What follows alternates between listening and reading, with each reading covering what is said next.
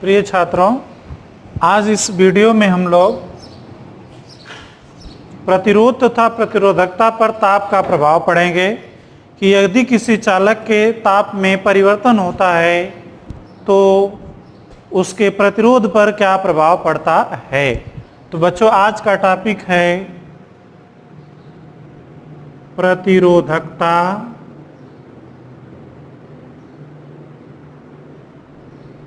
तथा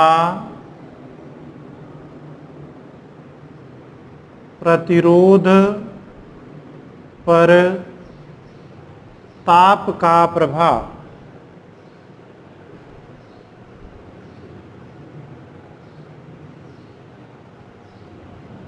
तो बच्चों, इसमें 3 प्रकार के पदार्थ लेंगे, एक चालक के लिए, दूसरा विद्युत रोधी के लिए और तीसरा आपका है अर्धचालक के लिए। तो इसमें हम लोग पहले किसके लिए पढ़ेंगे? फर्स्ट आपका है चालक के लिए। अब बच्चों, इसके पहले वाले इसके जो पहले हम लोगों ने जो टॉपिक पढ़ा था ओम के नियम में, उसमें हम लोगों ने पढ़ा था किसी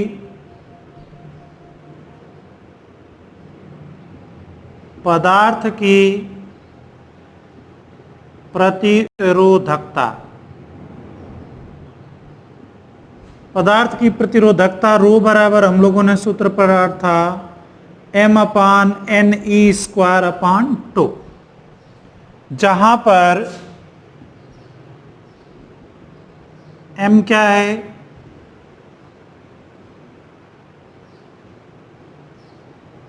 मुक्त इलेक्ट्रॉन का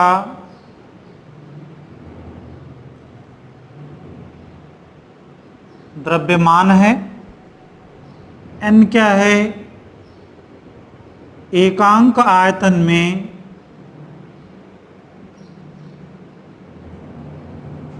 मुक्त इलेक्ट्रॉनों की संख्या।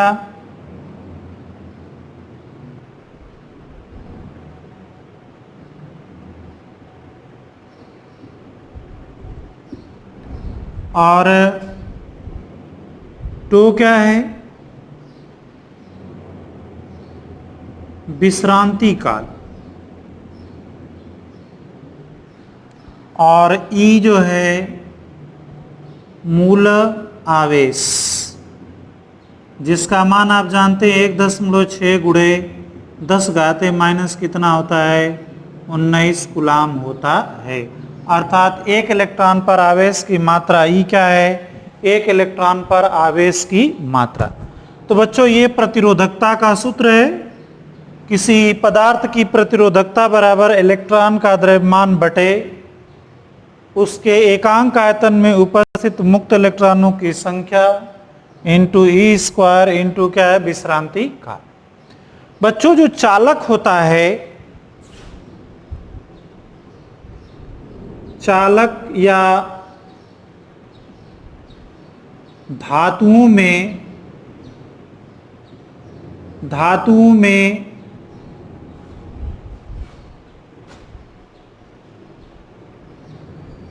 प्रति एकांक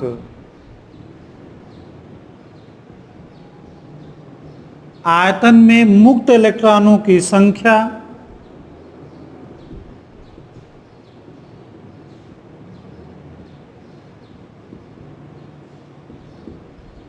n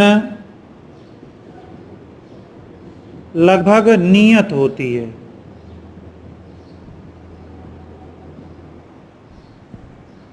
बच्चों, इसमें जो स्मॉल n है, स्मॉल n अगर टेम्परेचर आप बढ़ाते हो धातु का या चालक का, जब टेम्परेचर आप बढ़ाते हो या घटाते हो तो ये लगभग मान लिया जाता है कि धातुओं के एकांक आयतन में जो मुक्त इलेक्ट्रॉनों की संख्या स्मॉल n होती है, इस पर कोई विशेष प्रभाव नहीं पड़ता है।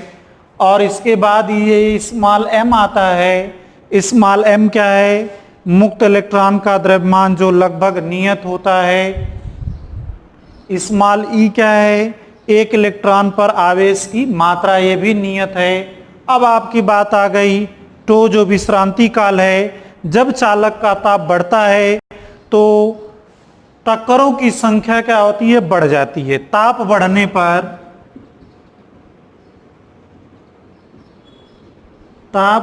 पर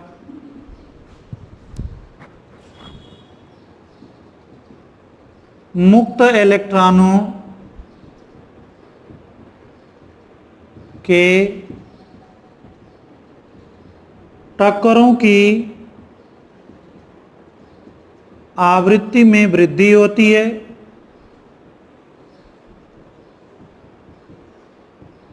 जिससे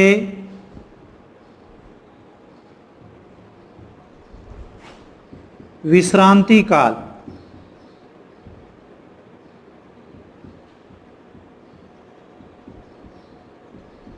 टो का मान घटता है,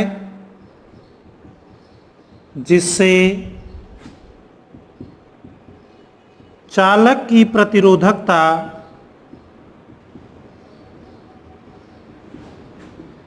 तथा प्रतिरोध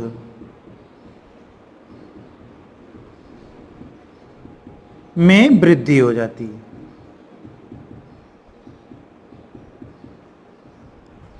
बच्चों, जैसे जैसे टेम्परेचर बढ़ेगा तो मुक्त इलेक्ट्रॉनों की गतिज ऊर्जा में क्या होती है, वृद्धि हो जाती है। जब गतिज ऊर्जा में वृद्धि होगा अर्थात मुक्त इलेक्ट्रॉन का वेग बढ़ जाएगा। मुक्त इलेक्ट्रॉन का वेग बढ़ जाएगा तो टक्करों की संख्या में वृद्धि होती है, अर्थात दो क्रमागत टक्करों के बीच लगा समय घट जाता है। और जब ये विश्रांति काल का मान घटेगा तो आपका क्या बढ़ जाएगा, प्रतिरोध और प्रतिरोधकता दोनों के मान में वृद्धि होती है। और इसलिए ताप बढ़ने पर इससे स्पष्ट होता है कि किसी चालक का जब ताप बढ़ता है तो उसके प्रतिरोध और प्रतिरोधकता में क्या होती है, वृद्धि हो जाती है। और वो वृद्धि, उसका जो मान बढ़ता है वो निम्न सूत्र से ज्ञात किया जाता है। तो प्रतिरोधकता का सूत्र होता है प्रतिरोधकता निम्न सूत्र के अनुसार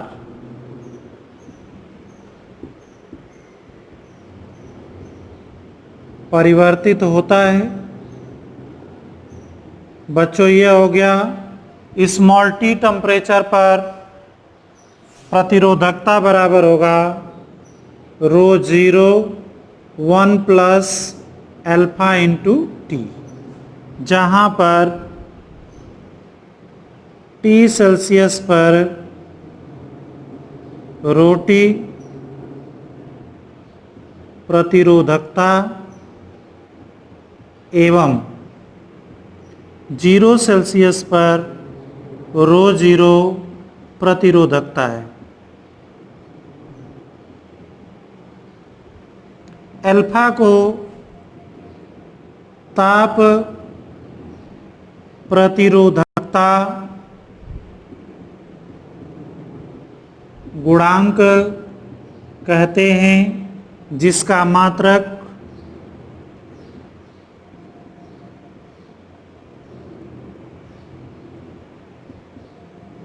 प्रति सेल्सियस होता है। बच्चों, इसको अल्फा को आप क्या कहते हो, ताप प्रतिरोधकता गुणांक कहते हैं। यह हर धातुओं के लिए, हर चालकों के लिए क्या होता है, नियत होता है। अब बच्चों आता है मिश्र, जैसे आपका है मिश्र धातु, जैसे मैग्नीन है, कॉन्स्टेंटन है, नाइक्रोन है। ये जो मिश्र धातुएं हैं जिसका हीटर का तार बनाया जाता है, प्रेस जो कपड़े प्रेस करने की इस्त्री होती है उसके फिलामेंट का जो तार बनाया जाता है, उसके प्रतिरोधकता पर ताप का विशेष प्रभाव नहीं पड़ता, क्योंकि उसका ताप प्रतिरोधकता गुणांक जो होता है बहुत ही निम्न होता है, इसलिए उस पर कोई प्रभाव नहीं पड़ता। तो इस बात का आप ध्यान रखेंगे। और प्रतिरोध के लिए सूत्र होता है, ये आपका है प्रतिरोध प्रतिरोध के लिए होगा RT बराबर R01 plus alpha into T. Same सूत्र दोनों है, ये प्रतिरोधकता के लिए और ये क्या है, ताप के लिए। तो बच्चों यहाँ पर हमने देखा कि जैसे जैसे टेम्परेचर बढ़ेगा वैसे वैसे प्रतिरोधकता भी बढ़ेगी और क्या बढ़ेगा, प्रतिरोध भी बढ़ेगा। परंतु मिश्र धातुओं के प्रतिरोधकता तथा प्रतिरोध पर ताप का विशेष प्रभाव नहीं पड़ता, क्योंकि उसका जो है ताप प्रतिरोधकता गुणांक जो होता है अति सूक्ष्म होता है, इसलिए ताप का उस पर कोई विशेष प्रभाव नहीं होता है। तो इस बात को भी आप नोट करेंगे कि मिश्र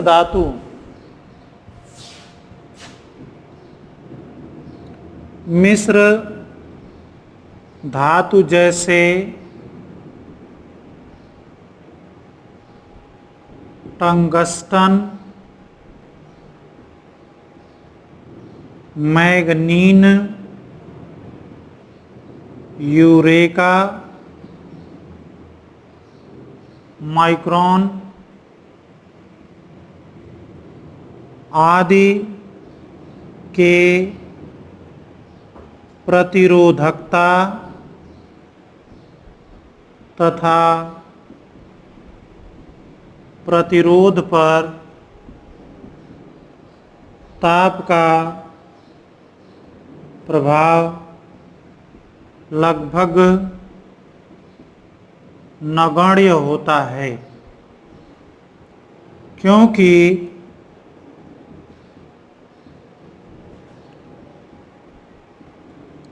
मिश्र धातुओं का ताप प्रतिरोधकता गुणांक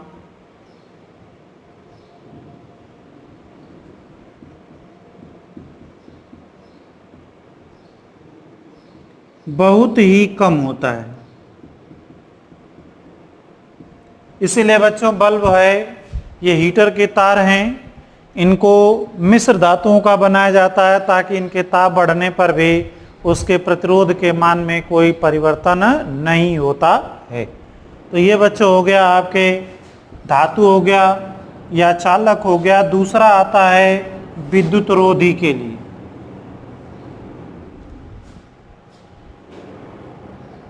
दूसरा है आपका विद्युत रोधी पदार्थ के लिए। तो बच्चों विद्युत रोधी पदार्थ का जो प्रतिरोधकता होता है वह चरघातांकी रूप से परिवर्तित होता है। तो आप लिख सकते हैं विद्युत रोधी पदार्थ की प्रतिरोधकता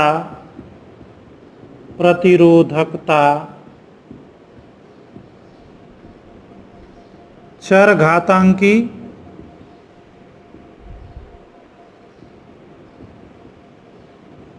के रूप में परिवर्तित होता है, जिसका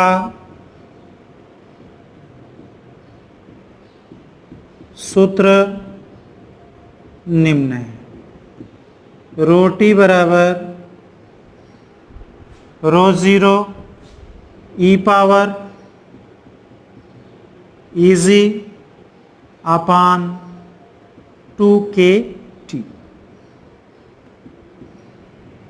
तो बच्चों यहाँ पर क्या आ गया, ये जो इजी है इसको जहाँ पर आप लिख सकते हो, जहाँ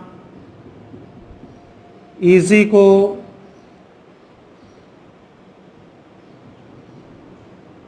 चालन बैंड तथा संयोजी बैंड का ऊर्जा अंतराल के जो है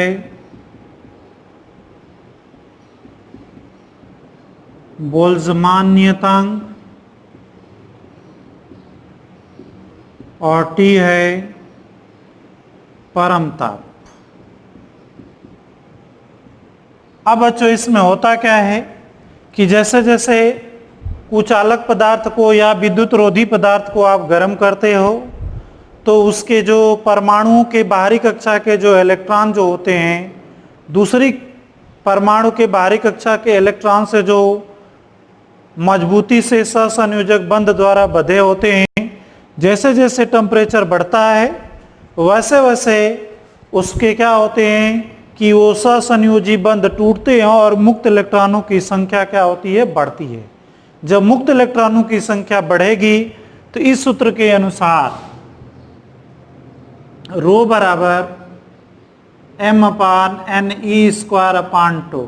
तो बच्चों जैसे जैसे टेम्परेचर बढ़ेगा वैसे वैसे मुक्त इलेक्ट्रॉनों की संख्या बढ़ेगी, तो मुक्त इलेक्ट्रॉनों की संख्या बढ़ेगी तो उसकी प्रतिरोधकता क्या होगी, घटेगी। तो हम कह सकते हैं कि विद्युत रोधी पदार्थ का ताप बढ़ने पर उसकी प्रतिरोधकता तथा प्रतिरोध का मान क्या होता है, घटता है। तो यहां आप लिख सकते हैं विद्युत रोधी पदार्थ की प्रतिरोधक पदार्थ का ताप बढ़ने पर प्रतिरोधकता तथा प्रतिरोध में कमी होती। तो बच्चे इसको आप याद रखना कि विद्युत रोधी पदार्थ का ताप जैसे जैसे बढ़ेगा वैसे वैसे उसकी प्रतिरोधकता और प्रतिरोध दोनों का मान क्या होता है, घट जाता है।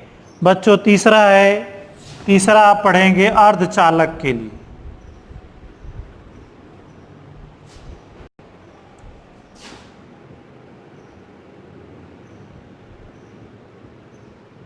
अर्धचालक पदार्थ के लिए। अब बच्चों अर्धचालक पदार्थ वे पदार्थ होते हैं जिनकी चालकता या प्रतिरोधकता चालक और विद्युत रोधी पदार्थ के मध्य होती है, अर्थात टेम्परेचर घटने पर उसकी प्रतिरोधकता घटती है और टेम्परेचर बढ़ने पर उसकी प्रतिरोधकता क्या होती है, टेम्परेचर घटने पर उसकी प्रतिरोधकता घटती है, प्रतिरोधकता बढ़ती है और उसका टेम्परेचर बढ़ने पर क्या होता है, उसकी प्रतिरोधकता और प्रतिरोध के मान में कमी होती है। उसका मुख्य कारण क्या है कि जो अर्धचालक पदार्थ में जो बाहरी कक्षा के इलेक्ट्रॉन सहसंयोजक बंध द्वारा बंधे होते हैं, तो जैसे ही टेम्परेचर उसका बढ़ता है तो उसमें विक्षोभ के कारण उनके इलेक्ट्रॉनों के बीच में क्या होता है, वाइब्रेशन होता है, कंपन होता है और उस कंपन के कारण सहसंयोजक बंध टूट जाते हैं और सहसंयोजक बंध जब टूटते हैं बच्चों तो ये मुक्त इलेक्ट्रॉनों की संख्या बढ़ती है, जिसके कारण ताप बढ़ने पर उसकी प्रतिरोधकता और प्रतिरोध के मान में कमी आती है। तो यहां लिख सकते हो ताप बढ़ने पर अर्धचालक पदार्थ की प्रतिरोधकता तथा प्रतिरोध में कमी होती। तो बच्चों इसका मुख्य कारण है सहसंयोजक बंध टूटना और मुक्त इलेक्ट्रॉनों की संख्या में वृद्धि होना ही होता है। तो ये आप समझ लो दोनों में, चालक विद्युत रोधी और अर्धचालक में टेम्परेचर जैसे जैसे बढ़ता है वैसे वैसे मुक्त इलेक्ट्रॉनों की संख्या बढ़ती है। मुक्त इलेक्ट्रॉनों की जब संख्या बढ़ेगी तो उसकी प्रतिरोधकता बढ़ेगी, मुक्त इलेक्ट्रॉनों की संख्या बढ़ने पर उसकी प्रतिरोधकता के मान में कमी आएगी, अर्थात उसका प्रतिरोध धीरे धीरे कम होता है। तो बच्चों ये रहा प्रतिरोधकता पर ताप का प्रभाव।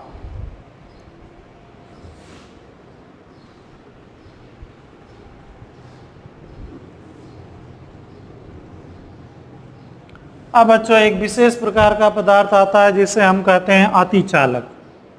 क्या कहते हैं? अतिचालक। अतिचालक बच्चों वे पदार्थ होता है जिसके ताप में कमी करने पर, वे पदार्थ जिसके ताप में वृद्धि करने पर उसका ये जो होता है आपका प्रतिरोधकता का मान अचानक शून्य हो जाता है, और ऐसे पदार्थ को हम क्या कहते हैं? अतिचालक पदार्थ कहते हैं। जिस ताप पर इसका प्रतिरोधकता शून्य हो जाती है उस ताप को क्रांतिक ताप कहते हैं, और उस क्रांतिक ताप पर जिस ताप पर इसकी प्रतिरोधकता शून्य हो जाती है उस समय इसके आंतरिक चुंबकीय गुण भी क्या होते हैं? नष्ट हो जाते हैं, पूरी तरह से शून्य हो जाते हैं, जिसे हम मेसनर प्रभाव कहा जाता है। तो बच्चों इस पर एक आंकिक प्रश्न है, इस आंकिक प्रश्न को हम लोग हल करेंगे। जो आपका दिया है, एक प्लेटिनम प्रतिरोध आपका क्वेश्चन है, एक प्लेटिनम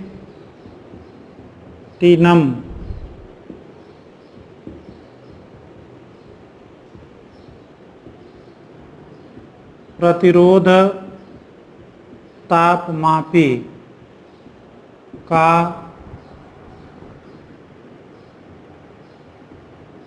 हिमांक पर प्रतिरोध 5 ओम है। 20 सेल्सियस पर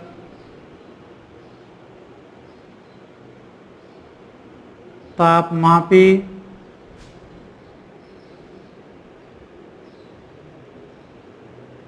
सेल्सियस पर प्रतिरोध 5.32 ओम है। किस ताप पर प्रतिरोध 5.79 ओम हो जाएगा? बच्चों यहाँ पर देख लीजिए, एक प्लेटिनम प्रतिरोध तापमापी का हिमांक पर प्रतिरोध 5 ओम है। 20 सेल्सियस पर प्रतिरोध 5.23 ओम हो जाता है। किस ताप पर प्रतिरोध 5.79 ओम हो जाएगा? तो बच्चों आपका सूत्र है, क्या क्या दिया है आप यहाँ पर हल करेंगे। R0 का मान कितना दिया है? 5 ओम। R0 का मान 5 ओम दिया है, और इसके बाद जो है इसका प्रारंभिक ताप T1 बराबर कितना दिया है? 20 सेल्सियस, और T2 आपका क्या करना है? ज्ञात करना है। R1 आपका कितना दिया है? 5.23 ओम दिया है, और बच्चों यहाँ पर R2 बराबर कितना दिया है? 5.79 ओम दिया हुआ है। आपको ज्ञात क्या करना है? ये T2 ज्ञात करना है, तो इसको हल करने के लिए ये सूत्र का प्रयोग करेंगे। RT बराबर, तो पहले किसका यूज करेंगे? R20 बराबर R0 1 प्लस अल्फा इंटू क्या लिखेंगे? T। तो T के स्थान पर बच्चों क्या लिख देंगे? 20 लिख देंगे। अब इसको इधर करेंगे, R20 माइनस R0 बराबर कितना हो जाएगा? अल्फा इंटू 20 होगा। तो बच्चों अल्फा बराबर कितना होगा? R20 माइनस R0 बटे R0 गुणे कितना हो गया? 20। तो बच्चों इसी प्रकार से सूत्र निकालेंगे। T बराबर हो जाएगा RT माइनस R0 बटे, अब बच्चों इसके सूत्र में रखेंगे। अब यहाँ पर आपका सूत्र आता है RT बराबर R0 1 plus alpha into T। अब बच्चों इसका मान निकालेंगे, इसको इधर कर देंगे। RT माइनस R0 बराबर R0 अल्फा इंटू T हो गया। अब t बराबर कितना हो जाएगा, RT माइनस R0 बटे R0 इंटू कितना हो गया अल्फा। अब बच्चों इसका अल्फा का मान रख देंगे तो ये कितना हो जाएगा, RT माइनस R0 बटे ये R0 यहाँ हो गया, ये रख देंगे R20 माइनस R0 इंटू क्या हो गया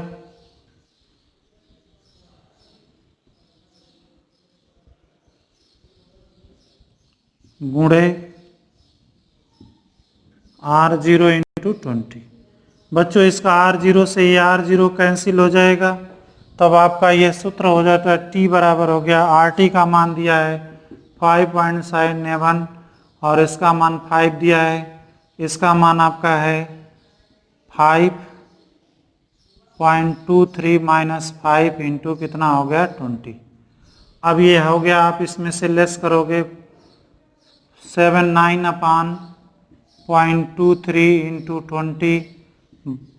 बच्चों दशमलव से दशमलव हट जाएगा 0, 8, 14, 1, 15 बटे 23 बराबर आपका उत्तर आता है 245.65 सेल्सियस।